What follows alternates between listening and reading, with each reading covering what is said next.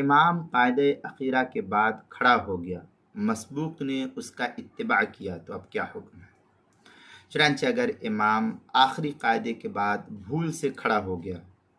اس کے ساتھ مسبوق بھی کھڑا ہو گیا، تو مسبوق کی نماز فاسد ہو گئی، مسبوق کی نماز فاسد ہو گئی۔ اب اس پر لازم تھا کہ بیٹھا رہتا اور امام کے لوٹنے کا انتظار کرتا، اور امام کے سلام کے بعد پھر اپنی بقیہ نماز کے لیے کھڑا ہو جاتا، لیکن اس نے ایسا نہیں کیا، امام کی اتباع کرتے ہوئے کھڑا ہو گیا، لہذا اس کی اب نماز فاسد ہوگی، وہ 80 رنوں پھر سے نماز پڑھے گا۔ چنانچہ اس سلسلے میں در مختار میں ہے وَلَوْ قَامَ إِمَامَهُ لِخَامِسَةٍ فَتَابَعَهُ أَنَّ بَعْدَ الْقُعُودِ تُفْسِدُ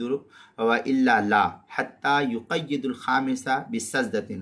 یہ اس کے تحت جو ہے فتاوی شامی میں ہے قَوْلُهُ إِنَّ